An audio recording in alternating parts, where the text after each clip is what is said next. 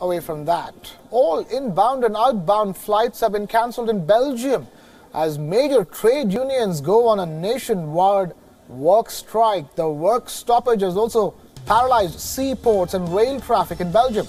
Hundreds of factories have also been shut down for the day-long. Trade unions are protesting the limits on wage hikes and are demanding better conditions for early retirement, minimum wages and better education on the job. This has put the centre-right government of Charles Michel in a fix, as it's not in a position to respond to such demands at the moment, since it is in a caretaker capacity after the coalition broke down late last year.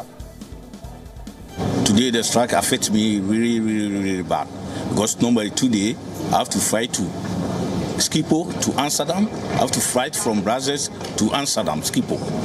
But normally my flight was cancelled today. And I was supposed to have to come to the Brussels to come and take my train also, train to Schiphol. And I have 2 bags, and it's only me. It's really bad for me today. It's really bad because of the strike. For more, we're now being joined by Kevin Ozbek. Kevin, thank you so much for taking time to be with us. Talk to us. This is what is the situation like right now in Belgium? Rail traffic, air traffic, sea traffic, all has been hit. So you know what's really interesting is it's just after 1 p.m. local time here in Brussels. That is the European Commission right behind me. Usually this time of day, the sidewalks and the street down there behind me would be flooded with people going to and from lunch. Well, today it looks almost like a ghost town there, because many people are either staying home because it's too difficult to get to work, or they're going to be telecommuting today because that's what their bosses or supervisors have advised them.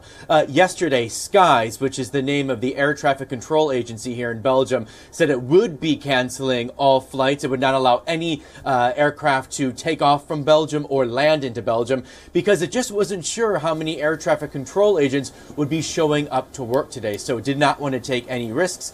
Of course, you have to make sure that those positions are staffed. That's such a high priority when it comes to air traffic and safety. So they decided to ground all air traffic today. But the good news is many of those flyers were warned. This strike did not come at any surprise. So a lot of people were able to rebook or make other travel plans.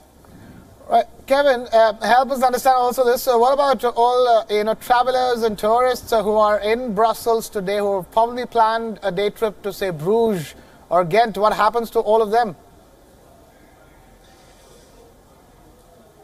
Yeah, so National Rail Service is impacted as well. The National Rail Service believes that about half of all the domestic train routes will be canceled today. What they're trying to do to make as little impact on travelers and especially work commuters as possible, they are trying to bunch the trains that are running during both the morning and the evening rush. But of course, if you're traveling during off-peak hours, you will very likely be impacted. One good piece of news here is, though, the high-speed international train lines. So those train services that connect Brussels to London, Amsterdam, and Paris, for the most part, those are all running on time and on schedule.